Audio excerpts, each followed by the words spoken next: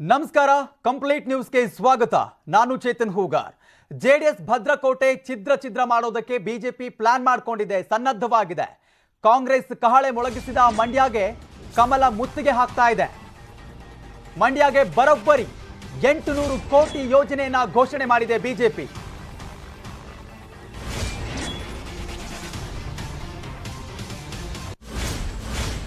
ಹಳೆ ಮೈಸೂರು ಟಾರ್ಗೆಟ್ ಮಂಡ್ಯಗೆ ಭರ್ಜರಿ ಅನುದಾನವನ್ನ ಕೊಟ್ಟಿದೆ. ಮಂಡ್ಯ ಜಿಲ್ಲೆಗೆ ಬರೋಬ್ಬರಿ 800 ಕೋಟಿ ಯೋಜನೆಗೆ ಒಪ್ಪಿಗೆಯನ್ನ ನೀಡಲಾಗಿದೆ. ಜಲ್ ಜೀವನ್ ಮಿಷನ್ ಯೋಜನೆ ಹೆಸರಲ್ಲಿ 800 ಕೋಟಿ ಪ್ಲಸ್ ಘೋಷಣೆಯನ್ನ ಮಾಡಲಾಗಿದೆ. ಅಂದ್ರೆ 800 ಕೋಟಿಗಿಂತಲೂ ಅಧಿಕವಾಗಿ ಘೋಷಣೆಯನ್ನ ಮಾಡಲಾಗಿರುವಂಥದ್ದು. ನಾಳೆ ನಾಗಮಂಗಲದಲ್ಲಿ ಬೃಹತ್ ಬಿಜೆಪಿ ಮಹಿಳಾ ಸಮಾವೇಶ ನಡೆಯಲಿದೆ. ಕೇಂದ್ರ ಸಚಿವೆ ನಿರ್ಮಲಾ ಸೀತಾರಾಮನ್, ಶೋಭಾ ಕರಂದ್ಲಾಜೆ ಭಾಗಿಯಾಗ್ತಿದ್ದಾರೆ.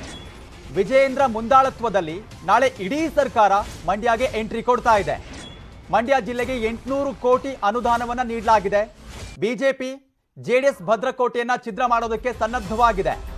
ಈಗಾಗಲೇ ನಾಳೆ ನಡೀತಾ ಇರುವಂತಹ ಕಾರ್ಯಕ್ರಮಕ್ಕೆ ಇಡೀ ಸರ್ಕಾರವೇ ಎಂಟ್ರಿ ಕೊಡ್ತಾ ಇದೆ. ಸಚಿವರುಗಳು, ಮುಖ್ಯಮಂತ್ರಿಗಳು ಎಲ್ಲರೂ ಕೂಡ ಭಾಗಿಯಾಗ್ತಾ ಇದ್ದಾರೆ.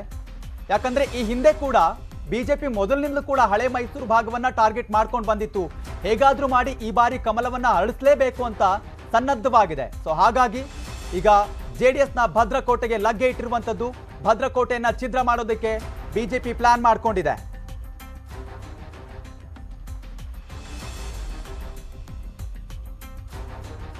ನಾಳೆ ನಮ್ಮದೇ ವಿಧಾನಸಭಾ ಕ್ಷೇತ್ರ ಮೇಲ್ಕೋಟೆ ವಿಧಾನಸಭಾ ಕ್ಷೇತ್ರದ ವ್ಯಾಪ್ತಿಗೆ ಬರುವಂಥ ದುದ್ದ ಹೋಬಳಿ ಮಾಚಳ್ಳಿ ಗ್ರಾಮದಲ್ಲಿ ಶಿವಕುಮಾರ್ ಮಹಾಸ್ವಾಮೀಜಿಗಳ ಒಂದು ಪುತ್ಥಳಿ ಅನಾವರಣ ಕಾರ್ಯಕ್ರಮಕ್ಕೆ ಏನು ಸಂಘಟನಾ ಚತುರರು ಮತ್ತು ನಮ್ಮ ರಾಜ್ಯ BJP ಉಪಾಧ್ಯಕ್ಷರಾದ BY ವಿಜಯೇಂದ್ರನವರು ಬರ್ತಾ ಇದ್ದಾರೆ. ಎಲ್ಲ ಸಿದ್ಧತೆಗಳನ್ನ ಮಾಡ್ಕೊಂಡಿದ್ದೀವಿ. ನಾವು ಶಿವಳ್ಳಿಯಿಂದ ಒಂದು ದೊಡ್ಡ ಮಟ್ಟದ ಒಂದು ಬೃಹತ್ JCPನಲ್ಲಿ ಹಾರ ಹಾಕಿ ಅಲ್ಲಿಂದ ಒಂದು ಬೈಕ್ ರ್ಯಾಲಿ ಮೂಲಕ ಅವ್ರನ್ನ ಗ್ರಾಮಕ್ಕೆ ಕರ್ಕೊಂಡೋಗಿ ಅಲ್ಲಿ ಪುತ್ಥಳಿ ಅನಾವರಣ ಮಾಡಿ ಮತ್ತು ಒಂದು ಸಾರ್ವಜನಿಕ ಸಭೆಯನ್ನು ಸುದ ಏರ್ಪಡಿಸಿದ್ದೀವಿ. ಅವ್ರ ಜೊತೆಗೆ ನಮ್ಮ ನೆಚ್ಚಿನ ಸಚಿವರಾದ ನಾರಾಯಣಗೌಡರು ಕೂಡ ಬರ್ತಾ ಇದ್ದಾರೆ. ನಾಳೆ ನಮ್ಮ ಮೇಲ್ಕೋಟೆ ವಿಧಾನಸಭಾ ಕ್ಷೇತ್ರದಲ್ಲಿ ಪ್ರಪ್ರಥಮ ಬಾರಿಗೆ ಈ ಥರದೊಂದು ದೊಡ್ಡ ಸಮಾವೇಶಕ್ಕೆ ವಿಜಯೇಂದ್ರನವ್ರು ಬರ್ತಾವ್ರೆ. ಮತ್ತು ನಾಡಿದ್ದು ನಮ್ಮ ಯುವ ಮೋರ್ಚಾ ಸಭೆ ಇಡೀ ರಾಜ್ಯದ್ದು ಇಲ್ಲೇ ಚಾಲನೆ ಕೊಡ್ತಾ ಇದ್ದಾರೆ. ಅದಕ್ಕೆ ನಮ್ಮ ರಾಷ್ಟ್ರೀಯ ಪ್ರಧಾನ ಕಾರ್ಯದರ್ಶಿಗಳಾದ CT ರವಿಯಣ್ಣವರು ಮತ್ತು ನಮ್ಮ ತೇಜಸ್ವಿ ಸೂರ್ಯ ಅವರು ಮತ್ತು ವಿಜಯೇಂದ್ರನವರು 3 ಜನ ಯುವ ನಾಯಕರುಗಳು ಬರ್ತಾ ಇದ್ದಾರೆ. ಇಡೀ ಮಂಡ್ಯ ಜಿಲ್ಲೆಯಲ್ಲಿ ಒಂದು ಹಬ್ಬದ ವಾತಾವರಣ ನಿರ್ಮಾಣ ಆಗಿದೆ ಅಂತ ಹೇಳಿದ್ರೆ ತಪ್ಪಾಗೋದಿಲ್ಲ. ಮುಂದೊಂದು ದಿವಸಗಳಲ್ಲಿ ನಮ್ಮ ರಾಜ್ಯ ಮಟ್ಟದ ನಾಯಕರು ಮತ್ತು ರಾಷ್ಟ್ರ ಮಟ್ಟದ ನಾಯಕರೆಲ್ಲ ಒಗ್ಗೂಡಿ ಒಂದು ಸಾಮೂಹಿಕ ನಾಯಕತ್ವದಲ್ಲಿ ಹಳೆ ಮೈಸೂರು ಭಾಗದಲ್ಲಿ ವಿಶೇಷವಾಗಿ ನಮ್ಮ ಮಂಡ್ಯದಲ್ಲಿ 7 ವಿಧಾನಸಭಾ ಕ್ಷೇತ್ರಗಳನ್ನು ಗೆಲ್ಲೋದಕ್ಕೆ ಏನು ತಂತ್ರಗಾರಿಕೆಗಳು. ಮತ್ತಷ್ಟು ಮಾಹಿತಿಯನ್ನು ಪಡಿತಾ ಹೋಗೋಣ. ನಮ್ಮ ಪ್ರತಿನಿಧಿ ಚಿದಾನಂದ್ ಪಟೇಲ್ ಫೋನ್ ಸಂಪರ್ಕದಲ್ಲಿ ಜಾಯ್ನ್ ಆಗಿದ್ದಾರೆ. ಚಿದಾನಂದ್ ಪಟೇಲ್, ಈಗ ಈ ಹಿಂದೆಯಿಂದಲೂ ಕೂಡ ಬಿಜೆಪಿ ಹಳೆ ಮೈಸೂರು ಭಾಗವನ್ನ ಟಾರ್ಗೆಟ್ ಮಾಡಿತ್ತು. ಅಲ್ಲಿ ಕಮಲವನ್ನ ಹರಡಿಸಲೇಬೇಕು ಅಂತ ಹೇಳ್ಬಿಟ್ಟು ಒಂದಿಷ್ಟು ಪ್ಲಾನ್ ಮಾಡ್ಕೊಂಡಿತ್ತು. ಈಗ ಮಂಡ್ಯ ಜಿಲ್ಲೆಗೆ 800 ಕೋಟಿ ಅನುದಾನ ಕೊಡುವ ಮೂಲಕ ಅಲ್ಲಿನ ಮತಗಳನ್ನ ಸೆಳೆಯೋದಕ್ಕೆ ಪ್ಲಾನ್ ಮಾಡಿದ್ಯಾ ಅಂತ? ಖಂಡಿತವಾಗಿಯೂ ಚೇತನ್, ಯಾಕಂತ ಹೇಳಿದ್ರೆ ಹಳೆ ಮೈಸೂರು ಭಾಗ ನೇರ ಹಣಾಹಣಿ ಇರ್ತಕ್ಕಂಥದ್ದು ಇವತ್ತಿನವರೆಗೂ ಕಾಂಗ್ರೆಸ್ ಮತ್ತು JDS ನಡುವೆ. ಅದು ಒಂಥರ JDS ನ ಭದ್ರಕೋಟೆ. ಈ ಭದ್ರಕೋಟೆ ಒಳಗೆ ಕಾಂಗ್ರೆಸ್ ತನ್ನದೇ ಆದ ಪಾರಪತ್ಯನ ಹೊಂದಿರುವಂತದ್ದು. ಹಾಗಾಗಿ ಹಳೆ ಮೈಸೂರು ಭಾಗದಲ್ಲೂ ಕೂಡ ಭಾರತೀಯ ಜನತಾ ಪಕ್ಷ ಕಮಲವನ್ನು ಅರಳಿಸಲು ಮುಂದಾಗಿರುವಂತದ್ದು. ಇದರ ಭಾಗವಾಗಿ ಮಂಡ್ಯ ಜಿಲ್ಲೆ ಅಂದ್ರೆ ಮಂಡ್ಯದಲ್ಲಿರ್ತಕ್ಕಂಥ ಮತದಾರನ ಸೆಳೆದ್ರೆ ಅದು ಅಕ್ಕಪಕ್ಕದ ಕ್ಷೇತ್ರಕ್ಕೂ ಕೂಡ ಇನ್ಫ್ಲೂಯೆನ್ಸ್ ಆಗುತ್ತೆ ಅನ್ನೋದು ಲೆಕ್ಕಾಚಾರ. ಯಾಕಂತ ಹೇಳಿದ್ರೆ ಪಕ್ಕದ ಮೈಸೂರಿನಲ್ಲಿ ಕೊಡಗು ಮತ್ತು ಮೈಸೂರಿನ ಲೋಕಸಭಾ ಸದಸ್ಯರಿದ್ದಾರೆ. ಜೊತೆಗೆ ಕೊಡಗು ಮತ್ತು ಮೈಸೂರಿನಲ್ಲೂ ಕೂಡ ಭಾರತೀಯ ಜನತಾ ಪಕ್ಷದ MLAಗಳಿದ್ದಾರೆ. ಜೊತೆಗೆ ಚಾಮರಾಜನಗರದಲ್ಲೂ ಕೂಡ MLAಗಳಿದ್ದಾರೆ. ಹಾಗಾಗಿ ಪ್ರಮುಖವಾಗಿ ಮಂಡ್ಯದಲ್ಲಿ ಏನು ಚಿತ್ತವನ್ನು ಹರಿಸಬೇಕು, ಮಂಡ್ಯದಲ್ಲಿ ಕನಿಷ್ಠ 1 ಅಥವಾ 2 ಸ್ಥಾನಗಳನ್ನು ಗೆಲ್ಲಬೇಕು. ಆ ಮುಖಾಂತರ ಲೋಕಸಭೆ ಚುನಾವಣೆ ಕೂಡ ಅಲ್ಲಿ ಕಣ್ಣಿಡಬೇಕೆಂಬ ಕಾರಣಕ್ಕಾಗಿ ಈ ರೀತಿಯ ಒಂದು ಬೇರೆ ಬೇರೆ ರೀತಿಯ ಅಜೆಂಡವನ್ನ ಪ್ರಯೋಗವನ್ನ ಮಾಡ್ತಿರುವಂತದ್ದು. ಇದರ ಭಾಗವಾಗಿ ಇವತ್ತು ನಡೆದಂತ ಕ್ಯಾಬಿನೆಟ್ ಮೀಟಿಂಗ್ ನಲ್ಲಿ ಕೂಡ ಮಂಡ್ಯ ಜಿಲ್ಲೆಗೆ ಅಂದ್ರೆ ಜಲಜೀವನ್ ಮಿಷನ್ ಯೋಜನೆಯಡಿ ಮಂಡ್ಯ ಜಿಲ್ಲೆಗೆ ಒಟ್ಟು 885 ಕೋಟಿ ರೂಪಾಯಿ ಅಂದಾಜು ಮೊತ್ತದ ಯೋಜನೆಗೆ ಇವತ್ತು ಸಚಿವ ಸಂಪುಟ ಸಭೆ ಆಡಳಿತಾತ್ಮಕ ಅನುಮೋದನೆ ನೀಡಿರ್ತಕ್ಕಂಥದ್ದು.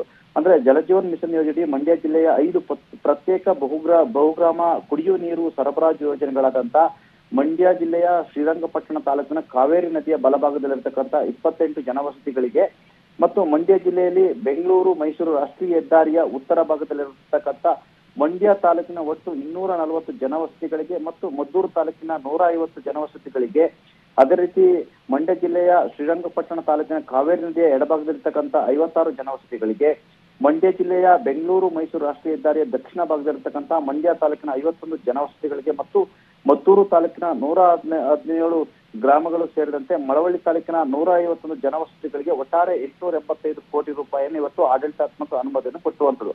ಆ ಮುಖಾಂತರ ಚುನಾವಣೆ ಹತ್ತಿರ ಬರ್ತಿದ್ದಂತೆ ಮಂಡ್ಯ ಜಿಲ್ಲೆಗೆ ಭರಪೂರ ಆರ್ಥಿಕ ನೆರವನ್ನು ಸರ್ಕಾರ ಕೊಡುವ ಮುಖಾಂತರ ಮಂಡ್ಯದಲ್ಲೂ ಕೂಡ ಮತ ಬ್ಯಾಂಕಿಗೆ ಎಲ್ಲೊಂದ್ ಕಡೆ ಹಾಕಿರ್ತಕ್ಕಂಥ ಸರ್ಕಾರ ಮಂಡ್ಯದಲ್ಲಿ ಈ ಬಾರಿ ಕೇಸರಿ ಅಂದ್ರೆ ಯಾವ ರೀತಿ KR ಪೇಟೆಯಲ್ಲಿ ಕೇಸರಿ ಪಡೆ ತನ್ನ ಅಕೌಂಟ್ ಅನ್ನು ತೆರೆದು ಅದೇ ರೀತಿ ಮಂಡ್ಯದಲ್ಲಿ 2 ಅಥವಾ 3 ಸ್ಥಾನ ಗೆಲ್ಲಬೇಕನ್ನೋದು ಬಿಜೆಪಿಯ ಲೆಕ್ಕಾಚಾರ. ಇದೇ ಕಾರಣಕ್ಕಾಗಿ ಮಂಡ್ಯದತ್ತ ಚಿತ್ತ ಹರಿಸಿರ್ತಕ್ಕಂಥ ಕೇಂದ್ರ ಗೃಹ ಮತ್ತು ಸಹಕಾರ ಸಚಿವ ಇತ್ತೀಚೆಗಷ್ಟೇ ಮಂಡ್ಯದಲ್ಲಿ ಸಮಾವೇಶನ ಮಾಡಿದ್ರು. ಅಮಿತ್ ಶಾ ಅವರು ಸಮಾವೇಶವನ್ನು ಮಾಡಿದ್ರು.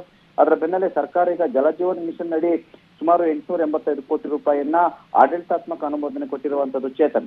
ಓಕೆ, ಚಿದಾನಂದ ಪಾಟೀಲ್, ಈಗ ಇದೇ ವಿಚಾರಕ್ಕೆ ಸಂಬಂಧಪಟ್ಟಂಗೆ ಮಾತುಕತೆಗಳಾಯ್ತು ಕ್ಯಾಬಿನೆಟ್ ಮೀಟಿಂಗ್ ಅಲ್ಲಿ.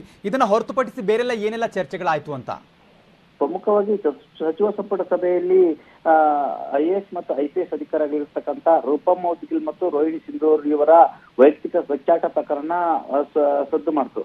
ಹಲವು ಸಚಿವರಿಂದ ಸಂಪುಟ ಸಭೆಯಲ್ಲಿ ಆಕ್ರೋಶ ಕೂಡ ವ್ಯಕ್ತ ಆಯಿತು. ಇಬ್ಬರು ಅಧಿಕಾರಿಗಳ ಜಟಾಪಟಿಯಿಂದ ಸರ್ಕಾರಕ್ಕೆ ಇದೊಂಥರ ಕಳಂಕ ಆಗಿರುವಂತದ್ದು, ಸರ್ಕಾರದ ಇಮೇಜ್ ಕೂಡ ಧಕ್ಕೆಯಾಗಿದೆ. ವಿಪಕ್ಷಗಳು ಇದನ್ನೇ ನಮ್ಮ ವಿರುದ್ಧ ರಾಜಕೀಯ ಆಹಾರ ಮಾಡ್ಕೊಳ್ತಾರೆ. ಸಾರ್ವಜನಿಕವಾಗಿ ಇಬ್ಬರ ಕಚ್ಚಾಟ ಅಸಹ್ಯರ ಪರಮಾವಧಿ ಮುಟ್ಟಿರುವಂತೂ ಇಬ್ಬರ ವಿರುದ್ಧ ಕ್ರಮ ಆಗ್ಬೇಕು, ಇಬ್ಬರಿಗೂ ಕಡಿವಾಣ ಹಾಕುವ ಅನಿವಾರ್ಯತೆ ಇದೆ ಮತ್ತು ಸಾಮಾಜಿಕ ಜಾಲತಾಣ ಬಳಕೆಗೆ ಕೂಡ ಅಧಿಕಾರಿಗಳಿಗೆ ಸ್ಟ್ರಿಕ್ಟ್ ಆಗಿ ನಿರ್ಬಂಧ ಹಾಕ್ಬೇಕು. ಜೊತೆಗೆ ಇವ್ರನ್ನ ಕಡ್ಡಾಯ ರಜೆ ಮೇಲೆ ಅಥವಾ ಇವರ ಮೇಲೆ ಸಸ್ಪೆಂಡ್ ಆದ್ರೂ ಮಾಡಬೇಕು ಅಥವಾ ಇವರಿಗೆ ನಾನ್ ಎಕ್ಸಿಕ್ಯೂಟಿವ್ ಪೋಸ್ಟ್ ಗಳನ್ನ ಕೊಡ್ಬೇಕನ್ನೋದು ಸಭೆಯಲ್ಲಿ ಚರ್ಚೆ ಆಗಿರುವಂತದ್ದು. ಆ ಮುಖಾಂತರ IAS ಮತ್ತು IPS ಇಬ್ಬರು ಮಹಿಳಾ ಅಧಿಕಾರಿಗಳ ಜಟಾಪಟಿ ಸರ್ಕಾರದ ಇಮೇಜ್ಗೆ ಧಕ್ಕೆ ತಂದಿದೆ ಅಂತ ಹೇಳಿ ಅಭಿಪ್ರಾಯ ವ್ಯಕ್ತವಾಗಿರುವಂತದ್ದು. ಚೇತನ್.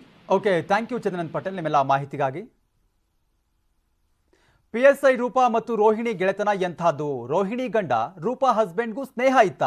DK ರವಿ ಊರಿಗೆ ರೋಹಿಣಿ ಹೋಗಿದ್ರ? ಸಾರಾ ಮಹೇಶ್ ಹತ್ರ ರೋಹಿಣಿ ಕ್ಷಮೆ ಕೇಳಿದ್ರ? ಎಲ್ಲದಕ್ಕೂ ಉತ್ತರ ನಿಮ್ಮ ಮುಂದೆ. ರೋಹಿಣಿ ಸಿಂಧೂರಿ ಮತ್ತು ರೂಪಾ ಇಬ್ಬರ ದ್ವೇಷ ಇವತ್ತು ನಿನ್ನೆಯದಲ್ಲ. ಹಲವು ವರ್ಷಗಳಿಂದ ಒಳಗೊಳಗೆ ಕುದಿತಿತ್ತು. ಈಗ ಸಾಮಾಜಿಕ ಜಾಲತಾಣದಲ್ಲಿ ಸ್ಫೋಟವಾಗಿದೆ. ಆದ್ರೆ ರೋಹಿಣಿ ರೂಪಾ ಕುಟುಂಬದ ಮಧ್ಯೆ ಹಲವು ವರ್ಷಗಳ ಗೆಳೆತನ ಇತ್ತು ಅನ್ನೋದಕ್ಕೆ ಹಲವು ಸಾಕ್ಷಿಗಳಿವೆ. ಮೊದಲ ಸಾಕ್ಷಿ ರೋಹಿಣಿ ಸಿಂಧೂರಿ ಪತಿ ಸುಧೀರ್ ರೆಡ್ಡಿ ಹೇಳಿಕೆ. ನಾನು ನಮ್ಮ ಮನೆಯವರು ಮುನೀಶ್ ಮೌದ್ಗಿಲ್ IAS ಅವರು ಸುಮಾರು ಅವ್ರಿಗೆ ಬಹಳ ವರ್ಷ ಹೆಲ್ಪ್ ಮಾಡಿದ್ದೀವಿ. ನಮ್ಮ ಮನೆಯವರು ಅವಳಿಗೆಲ್ಲ ಅವರಿಗೆ ಡ್ರಾಫ್ಟ್ ಮಾಡಿಕೊಟ್ಟಿದ್ದಾರೆ. ಆಕೆ ಹಾಸನದಲ್ಲಿ ಕೂಡ CATಗೆ ಹೋದಾಗ ಗೌರ್ಮೆಂಟ್ ವಿರುದ್ಧ ಅದನ್ನು ಡ್ರಾಫ್ಟ್ ಮಾಡಿದವರು ಇವರೇ. ಅನೇಕ ವಿಷಯಗಳಲ್ಲಿ ಡ್ರಾಫ್ಟ್ ಮಾಡಿಕೊಟ್ಟಿರೋದು ಅಂತ ನಿಜ, ನನಗೂ ಗೊತ್ತು. ನಾನು ಕೂಡ ಸಪೋರ್ಟೇ ಮಾಡಿದ್ದೆ. Closed, but if he was there to defend I would have spoken. He is not there. So ಅವ್ರ ಬಗ್ಗೆ ನಾನು ಏನೋ ಹೇಳೋದು ಇದೆಲ್ಲ ಬೇಡ. 16 ವರ್ಷಗಳ ಗೆಳೆತನವಿದ್ರು, ಕಷ್ಟ ಸುಖಕ್ಕೆ ಆಗ್ತಿದ್ರು, ಯಾಕೆ ವೈಯಕ್ತಿಕ ಜಗಳ ಆಡಿದ್ರು ಅನ್ನೋದು ಗೊತ್ತಾಗಿಲ್ಲ. ಈ ಮಧ್ಯೆ ರೋಹಿಣಿ DK ರವಿ ಜೊತೆ ನಮ್ಮ ಊರಿಗೆ ಬಂದಿದ್ರು ಅಂತ DK ರವಿ ತಾಯಿ ಹೇಳಿಕೆ ಕೊಟ್ರು.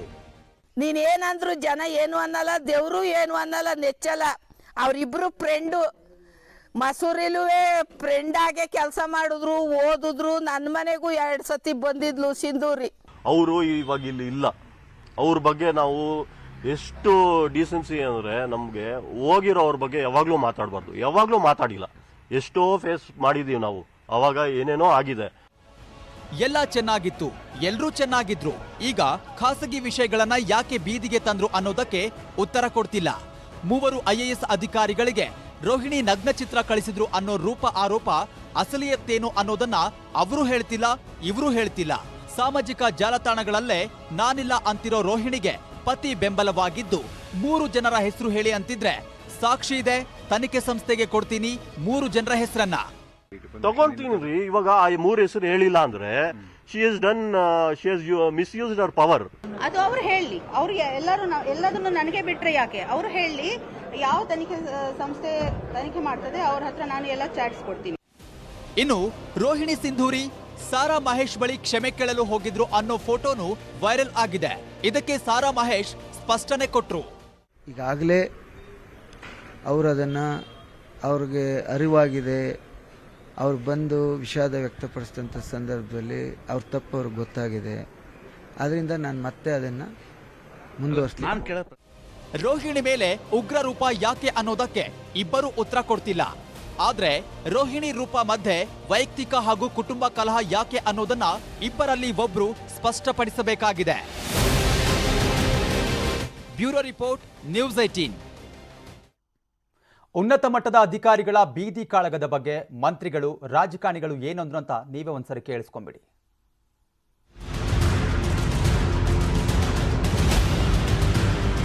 ಸಾಮಾಜಿಕ ಜಾಲತಾಣಗಳಲ್ಲಿ ವೈಯಕ್ತಿಕ ನಿಂದನೆಗಳು, ಸರ್ಕಾರದ ಮುಖ್ಯ ಕಾರ್ಯದರ್ಶಿ ಎದುರು ದೂರು ಪ್ರತಿದೂರು, ಇಬ್ಬರು ಮಹಿಳಾ ಅಧಿಕಾರಿಗಳ ರಂಪಾಟಕ್ಕೆ ಸರ್ಕಾರ ಬೇಸತ್ತು ಹೋಗಿದೆ. ಹಾಗಾಗಿನೇ ಇವತ್ತು ಮಂತ್ರಿ ಮಹೋದಯರೆಲ್ಲ ಸಿಟ್ಟಾದ್ರು.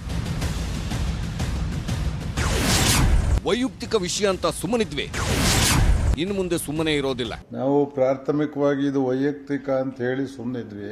ಇದೀಗೆ ಮುಂದುವರಿತಾ ಹೋದ್ರೆ ಸರ್ಕಾರ ಬೇರೆ ರೀತಿ ಆಲೋಚನೆ ಮಾಡಬೇಕಾಗತ್ತೆ ಅಂತ ಅನಿಸ್ತಾ ಇದೆ ಅಷ್ಟೇ.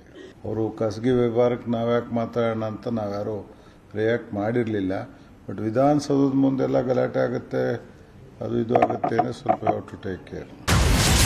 ಖಾಸಗಿ ವಿಷಯಗಳನ್ನ ಬೀದಿಗೆ ತರಬಾರದು, ಸರ್ಕಾರ ಕಠಿಣ ಕ್ರಮ ತೆಗೆದುಕೊಳ್ಳುತ್ತೆ. ನಾನು ಕೂಡ ಹೇಳಿದ್ದೀನಿ, ಯಾರು ಬೀದಿ ಮೇಲೆ ಸಾಮಾನ್ಯ ಜನ ಮಾತಾಡೋದಿಲ್ಲ, ಆ ರೀತಿ ಬಹಳ ಕೆಟ್ಟದಾಗಿ ವರ್ತನೆ ಮಾಡ್ತಾ ಇದ್ದಾರೆ ಅವರಿಬ್ರು. ಅವ್ರ ಪರ್ಸನಲ್ ವಿಷಯ ಅವ್ರು ಏನಾದ್ರು ಮಾಡ್ಕೊಂಡ್ಲಿ, ಇವರಿಗೆ ಶಿಕ್ಷೆ ಆಗಬೇಕು. ನಾನು ಈಗಾಗಲೇ ಡಿಜಿ ಅವ್ರ ಹತ್ರ ಮಾತಾಡಿದ್ದೀನಿ, CS ಹತ್ರನೂ ಕೂಡ ಮಾತಾಡ್ತಾ ಇದ್ದೀನಿ. ಮಾನ್ಯ ಮುಖ್ಯಮಂತ್ರಿಗಳು ಕೂಡ ಇದ್ರ ಬಗ್ಗೆ ಚಿಂತನೆಯನ್ನು ಹೊಂದಿದ್ದಾರೆ.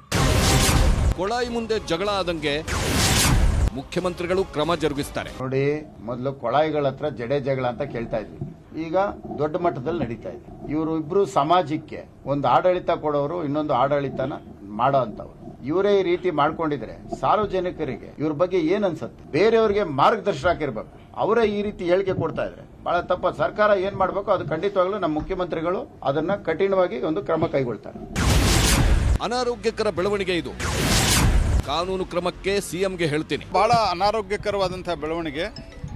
ನಾನು ಸಂಬಂಧಿಸಿದ ಎಲ್ಲ ಅಧಿಕಾರಿಗಳಿಗೆ ಹೇಳಲಿಕ್ಕೆ ಬಯಸ್ತೇನೆ ಮತ್ತು ಮುಖ್ಯಮಂತ್ರಿಗಳಿಗೂ ನಂದೊಂದು ಆಗ್ರಹ ಮತ್ತು ನಿವೇದನೆ ಇದೆ. ಕಟ್ಟುನಿಟ್ಟಿನ ಕ್ರಮ ಕೈಗೊಳ್ಳಬೇಕು. ಮುಖ್ಯಮಂತ್ರಿಗಳು ಬಹಳ ದಕ್ಷತೆಯಿಂದ ಆಡಳಿತ ನಡೆಸ್ತಾ ಇದ್ದಾರೆ. ಈ ಥರದವ್ರು ಕೆಲವರು ಈ ರೀತಿ ಮಾಡ್ತಾ ಇರೋದು ಇದು ಸರಿಯಲ್ಲ. ಮುಖ್ಯಮಂತ್ರಿಗಳಿಗೆ ನಾನು ಇವತ್ತು ರಾತ್ರಿನೂ ನಾನು ಭೇಟಿಯಾಗವನಿದ್ದೇನೆ. ನಾನು ಮುಖ್ಯಮಂತ್ರಿಗಳಿಗೂ ವಿನಂತಿ ಮಾಡ್ತೇನೆ, ತಕ್ಷಣ ಇದನ್ನು ಕರ್ಬ್ ಮಾಡಬೇಕು. ಇಬ್ಬರನ್ನು ಸಸ್ಪೆಂಡ್ ಮಾಡಬೇಕು.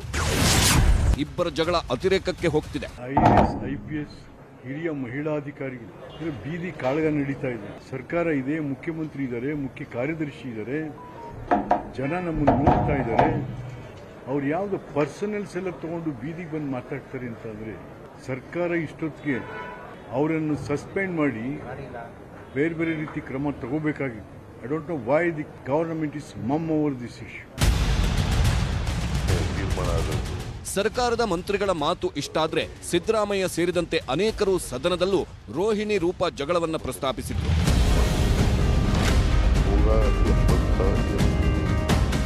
ಅಖಿಲ ಭಾರತ ಸೇವಾ ನಡತೆ ನಿಯಮಗಳು ಬರೀ ಪುಸ್ತಕದಲ್ಲಿದ್ರೆ ಆಗಲ್ಲ. ಸರ್ಕಾರ ನಿಯಮಗಳನ್ನ ಅಧಿಕಾರಿಗಳ ಮೇಲೆ ಪ್ರಯೋಗಿಸಬೇಕು. ತಪ್ಪಿತಸ್ಥರ ಮೇಲೆ ಸರ್ಕಾರ ಕಠಿಣ ಕ್ರಮ ಜರುಗಿಸುವ ಕೆಲಸ ಮಾಡುತ್ತಾ ಇಲ್ವಾ ಅನ್ನೋದನ್ನ ಕಾದು ನೋಡಬೇಕು. Bureau report, news 18. ಬೇರೆ ಪಕ್ಷಗಳ ಬಹಳ ಜನ ಶಾಸಕರು ಕಾಂಗ್ರೆಸ್ಗೆ ಸೇರಲಿದ್ದಾರೆ ಅಂತ ವಿಪಕ್ಷ ನಾಯಕ ಸಿದ್ದರಾಮಯ್ಯ ಹೇಳಿಕೆ ಕೊಟ್ಟಿದ್ದಾರೆ. ರಾಜ್ಯದಲ್ಲಿ ಕಾಂಗ್ರೆಸ್ಗೆ ಒಳ್ಳೆಯ ವಾತಾವರಣ ಇದೆ, ಹಾಗಾಗಿ ಹಲವರು ಕಾಂಗ್ರೆಸ್ ಕಡೆ ಮುಖ ಮಾಡ್ತಿದ್ದಾರೆ. ಮಂತ್ರಿಯಾಗಿದ್ದ ಕೆಲವರು ಕಾಂಗ್ರೆಸ್ ಸೇರುವಂತಹ ಸಂಭವ ಇದೆ.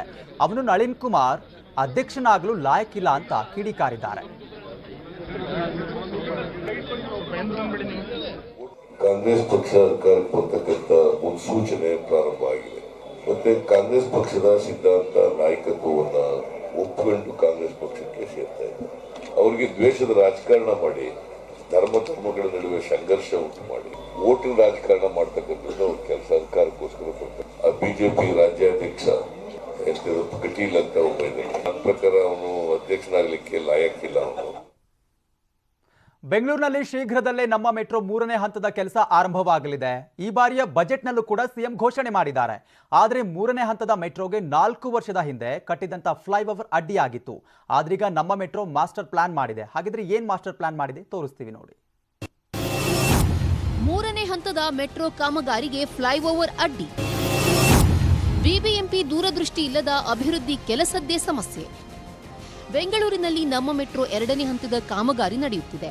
ಇದರ ಜೊತೆಗೆ 3ನೇ ಹಂತದ ಕಾಮಗಾರಿಗೂ ಚಾಲನೆ ನೀಡೋ ಉತ್ಸಾಹದಲ್ಲಿ ಬಿಎಂಆರ್ಸಿಎಲ್ ಸಿದ್ಧತೆ ನಡೆಸಿದೆ.